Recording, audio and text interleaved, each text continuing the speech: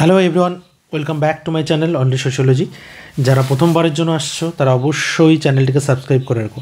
আজকের আলোচনা বর্ধমান ইউনিভার্সিটির আন্ডারে যারা রয়েছে তাদের তাদের CC1C অর্থাৎ তোমাদের ওয়েস্টার্ন সোশিওলজিক্যাল থটের ওপর যে পেপারটি রয়েছে সেই পেপারটির আমরা সাজেশান নিয়ে আলোচনা করব। সাজেশান নিয়ে আলোচনা করার আগে বলে রাখি, তোমরা যারা প্রথমবারের জন্য এসছো তারা অবশ্যই চ্যানেলটিকে সাবস্ক্রাইব করে রেখো। আর মাসে মাত্র 29 টাকার বিনিময়ে তোমরা অনলি সোশিওলজি চ্যানেলের পাশে থাকতে পারো, মেম্বারশিপ জয়েন করতে পারো, যেখানে মেম্বারশিপ জয়েন করলে তোমরা বেশ কিছু ফেসিলিটিস পাবে। তোমাদের সিলেবাস অনুযায়ী আলাদা টপিক অনুযায়ী বিভিন্ন ভিডিও দেওয়া হবে, সেই ভিডিওগুলো থেকে তোমরা হেল্প পাবে এবং একই সঙ্গে এর বেশ কিছু PDF দেওয়া হবে, সেই PDFগুলোও তোমরা পেতে থাকবে। তো প্রত্যেককে অনুরোধ করব যে তোমরা যারা দেখছো ভিডিওটি, যারা উপকৃত হচ্ছে আমার ভিডিও থেকে, আমার চ্যানেলে যে ভিডিওগুলো দেওয়া হচ্ছে তাদেরকে রিকোয়েস্ট করবো তোমরা মাত্র 29 টাকার বিনিময়ে, মান্থলি মাত্র 29 টাকা দিতে হবে, সেটার বিনিময়ে তোমরা মেম্বারশিপ নিতে পারো। তো মেম্বারশিপের সুবিধা আরও বেশ কয়েকটা পার্ট রয়েছে, সেগুলো তোমরা মেম্বারশিপ নিলে কী কী সুবিধা পাবে তার অলরেডি একটা ভিডিও দেওয়া আছে, তোমরা দেখে নিতে পারো। চলো আজকে দেরি না করে আলোচনা করি। সাজেশন 2024 এই বছরের জন্য কি কি পার্ট তোমরা দেখবে। দেখো, প্রথমেই বলি ওয়েস্টার্ন সোশিওলজিক্যাল থটের একদম ফার্স্ট পার্ট যেটা, যে সমাজতত্ত্বের উদ্ভব, তোমাদের সমাজতত্ত্বের উদ্ভব নিয়ে আলোচনা রয়েছে। তো সোশিওলজি সাবজেক্টটা যখন এমার্জ তখন আমাদের সমাজতত্ত্বের উদ্ভবের পিছনে বেশ কিছু ফোর্সেস কাজ করেছিল। কি কি ফোর্সেস, এগুলো থেকে কিন্তু প্রশ্ন আসবে। মানে সমাজতত্ত্বের উদ্ভব থেকে মাস্ট তোমরা প্রশ্ন আসবে, ধরেই নাও। সমাজতত্ত্বের উদ্ভব যখন বলবে সেখানে অনেকগুলো পার্ট কিন্তু ইনক্লুড হবে, কিন্তু আলাদাভাবে যদি সমাজতত্ত্বের উদ্ভব এবং বিকাশ সম্পর্কে শিল্প বিপ্লবের ভূমিকা দেয়, সেক্ষেত্রে তোমরা শুধু ইন্ডাস্ট্রিয়াল রেভলিউশন কী রোল প্লে করলো বা ইন্ডাস্ট্রিয়াল রেভলিউশন কী চেঞ্জেস নিয়ে এসেছে সেই পার্টটা কিন্তু এখানে আলোচনা করতে হবে।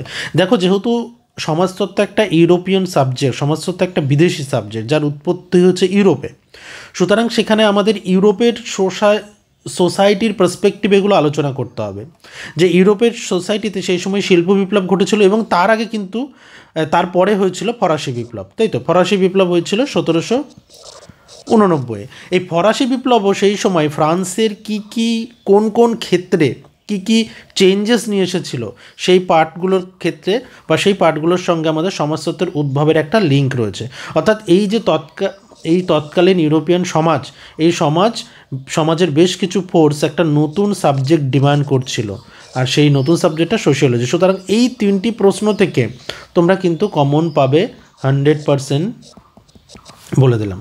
এখান থেকে কিন্তু একটা কোশ্চেন তোমরা পাচ্ছ। এরপর আসছে অগাস্ট কোথ। অগাস্ট কোথের দুটি গুরুত্বপূর্ণ ধারণা, একটা হচ্ছে ল অফ 3 স্টেজ আর একটা হচ্ছে হায়ারার্কিস অফ সায়েন্সেস। আচ্ছা, আমি একটা জিনিস মিস করলাম, যে এই যে কোশ্চেনগুলো, এগুলো কিন্তু বড় প্রশ্নের জন্য। হ্যাঁ, তোমাদের 10 বা বিভিন্ন ইউনিভার্সিটিতে 15 নম্বরও থাকে SSC পার্টগুলো, তো তোমরা 10 নম্বরের জন্য এই পার্টগুলো তৈরি করবে।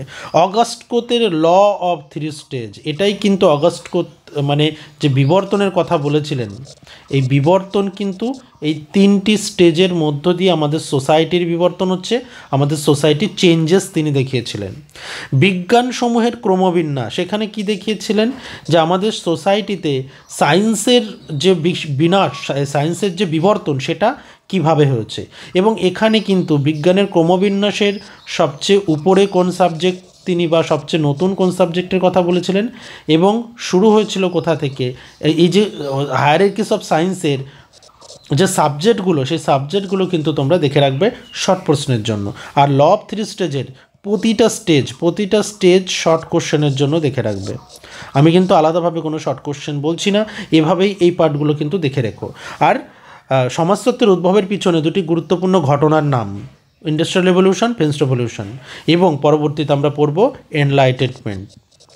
এই যে এনলাইটেনমেন্টটাও কিন্তু ভীষণ গুরুত্বপূর্ণ একটা ফোর্সেস, যেটাকে আমরা কি বলি, বাংলায় আমরা বলে থাকি আলোকায়ন। চলো, আলোকায়নটা টিকা আসতে পারে। তারপর আসছে আমরা হারবার্ট স্পেন্সার থেকে দেখব সমন নির্ভর সমাজ এবং শিল্প নির্ভর সমাজ, মিলিটারি অ্যান্ড ইন্ডাস্ট্রিয়াল সোসাইটি। এটা ভার্সেস দেখবে, মানে দুটো সোসাইটির মধ্যে পার্থক্য কী, এবং কনসেপশন তো অবশ্যই দেখতে হবে, এই কনসেপশনের ওপর বেস করে কিন্তু প্রশ্ন আসতে পারে, অর্থাৎ টিকা দিতে পারে অথবা এই দুটি সোসাইটির পার্থক্য দিতে পারে এবং ভীষণ গুরুত্বপূর্ণ। এবং আরেকটা পাঠও দেখবে তোমরা যে হারবার্ট স্পেন্সার যে বিবর্তনের সঙ্গে সমাজগুলোর কথা বলেছিলেন, সেই সমাজগুলো তোমরা দেখে রাখবে। স্পেন্সারের সামাজিক বিবর্তনের তত্ত্ব এবং এই বিবর্তনের তত্ত্বের মধ্যে অবশ্যই সোসাইটির ভাগগুলো দেখতে হবে।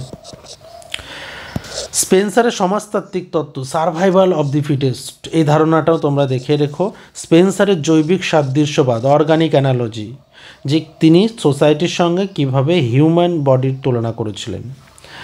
কার্ল মার্কস থেকে একটা গুরুত্বপূর্ণ প্রশ্ন, ক্যাপিটালিজম, এটা টিকা আসতে পারে বা অনেক সময় দেয় কি যে পুঁজিবাদের সমালোচনার প্রেক্ষাপটে ধর্মকে তিনি কিভাবে দেখেছিলেন, যে রিলিজিয়ান কিভাবে তিনি ক্যাপিটালিজমের সঙ্গে কানেক্ট করেছিলেন, অর্থাৎ কার্ল মার্কসের রিলিজিয়ান এখানে ইম্পর্টেন্ট। এরপর আসছি টিকা। টিকা যেটা বললাম যে আলোকায়ন, যেটার ইংলিশটা আমরা অলরেডি আলোচনা করেছি, এনলাইটেনমেন্ট। ওকে, তারপর ঐতিহাসিক বস্তুবাদ, হিস্টোরিক্যাল মেটেরিয়ালিজম বা মেটেরিয়ালিস্টিক কনসেপশন অফ হিস্ট্রি, যেটাকে আমরা কার্ল মার্কসের আলোচনায় দেখেছি, materialistic conception of history. Okay, materialistic conception. টিকা লেখো ক্লাস, এই ক্লাস কিন্তু অবশ্যই Karl Marx, according to Karl Marx বা কার্ল মার্কস শ্রেণী বলতে কি বুঝিয়েছেন। টিকা লেখো পুঁজিবাদ আলাদাভাবে কিন্তু টিকা আসতে পারে যে ক্যাপিটালিজম কি। আর অগাস্ট কোতের দুটি ভীষণ গুরুত্বপূর্ণ concept, social statics and dynamics, সামাজিক স্থিতিবিদ্যা এবং গতিবিদ্যা, এগুলো থেকে শর্ট কোশ্চেন তোমরা পাচ্ছই। এবং লাস্টলি তোমরা দেখবে দ্বন্দ্বমূলক বস্তুবাদ, যেটা ডায়ালেকটিক্যাল মেটেরিয়ালিজম, এটাও কিন্তু কার্ল মার্কসের কনসেপ্ট। তো তোমরা ছোট প্রশ্নের জন্য এগুলো টিকা হিসেবে তৈরি করবে, যেগুলো ছোট প্রশ্ন হিসেবে তোমাদের কিন্তু আসবে। ওকে, সো এই হচ্ছে মোটামুটি আমাদের আলোচনা আজকের। এই আলোচনার উপর বেস করে তোমরা প্রিপারেশান নিতে থাকো। আরেকটা বিষয় বলে রাখি যে এই টপিকের ওপর যারা স্টাডি ম্যাট নিতে চাইছো তারা এই নম্বরে কল করে নিও। আর আরেকটা বিষয়, যারা পরবর্তী সেমিস্টারের জন্য সেমিস্টার 4-এর জন্য টিউশন নিতে চাইছো, অনলাইন টিউশন আমাদের অ্যাপসের মধ্য দিয়েই দেওয়া হয়। অনলি সোশিওলজি অ্যাপস তোমরা প্লে স্টোরে পেয়ে যাবে এবং ডেসক্রিপশন বক্সেও দেখো লিঙ্ক দেওয়া আছে, সেটা ডাউনলোড করে রাখতে পারো। যখনই নতুন ব্যাচ ক্রিয়েট হবে তোমার কাছে নোটিফিকেশান যাবে এবং সেখানে তুমি এনরোল করতে পারবে। আর প্রসঙ্গত বলে রাখি, এই সেমিস্টার 4-এর যে টিউশন ব্যাচ শুরু হচ্ছে সেখানে তোমরা সমস্ত পার্ট পাবে, স্টাডি ম্যাট পাবে, পিডিএফ, স্টাডি মেটেরিয়ালস পিডিএফ পাবে এবং প্রতিটা টপিক ধরে ক্লাস হবে। সেই ক্লাসগুলো তুমি তোমার প্রয়োজন মতো রেকর্ডেড অবস্থাতেও থাকবে, যেটা তুমি তোমার প্রয়োজন মতো দেখে নিতে পারবে। অর্থাৎ লাইভ ক্লাস যদি তুমি অ্যাটেন্ড করতে নাও পারো, তুমি রেকর্ডেড ক্লাস বা ভিডিও দেখে তুমি টোটাল পার্টটা কিন্তু তৈরি করে নিতে পারবে। এই সুবিধাগুলো পাচ্ছ। আরও একবার বলছি, যারা এখনও চ্যানেলটিকে সাবস্ক্রাইব করোনি চ্যানেলটিকে সাবস্ক্রাইব করে রেখো।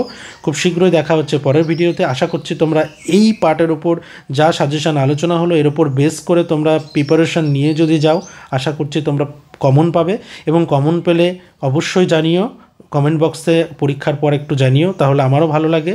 কারণ আমি যা সাজেশান দিই তোমরা কম বেশি প্রত্যেকটা ইউনিভার্সিটিতেই কিন্তু কমন পাবে। মানে আমার সাজেশানের উপর বেস করে গিয়ে একদম ফেল করে যাবে এই ব্যাপারটা কিন্তু এখনও পর্যন্ত হয়নি, আর আশা করছি হবেও না। আমার যতটুকু নলেজ আছে তার উপর বেস করে তোমাদের বলি এবং তার উপর বেস করে তোমরা উপকৃত হয়েছো। অনেকে রেসপন্স করো এবং ম্যাক্সিমাম জন রেসপন্স করো না। তো যদি উপকৃত হও একটু কমেন্ট বক্সে জানিও যে স্যার কমন পেয়েছি, আপনার সাজেশান অনুযায়ী ফলো করে আমি ভালো উপকৃত হয়েছি, এই কথাটি যদি একটু বলো তাহলেই আমি পরবর্তী ভিডিওটার জন্য এন্থু পাই। আর বর্ধমানের ক্ষেত্রে বলি, বর্ধমান ইউনিভার্সিটির সাজেশান দিতে অনেকটাই দেরি হলো, তার কারণ বর্ধমান ইউনিভার্সিটির কিন্তু আমার কোনো ব্যাচ ছিল না। যেহেতু আমার অনলাইন ব্যাচ ক্যালকাটা এবং কল্যাণী স্টেট ইউনিভার্সিটির বেশি, তো সেই কারণে তাদেরগুলোকে আগে আমি প্রায়োরিটি দিয়েছি, কারণ তারা প্রতি মুহূর্তে খুব ভালো রেসপন্স করে। ক্যালকাটা ইউনিভার্সিটির একটা ভিডিও রেসপন্স দেখবে আর বর্ধমানের রেসপন্স দেখবে। তো আমি সবসময় এন্থু কোনটাতে পাবো, যেটাতে রেসপন্স বেশি পাবো। তো তোমরা যদি রেসপন্স করো আমি অবশ্যই পরের বছর থেকে বর্ধমানের সাজেশান আরও আগে দেওয়ার চেষ্টা করব। আর সত্যি একটু দেরি হয়ে গেল, তোমরা একটু ম্যানেজ করে নিও। পরের বার আমি ভীষণভাবে চেষ্টা করব আর একটু আগে দেওয়ার। সবাইকে বেস্ট অফ লাক, দেখা হচ্ছে পরের ভিডিওতে।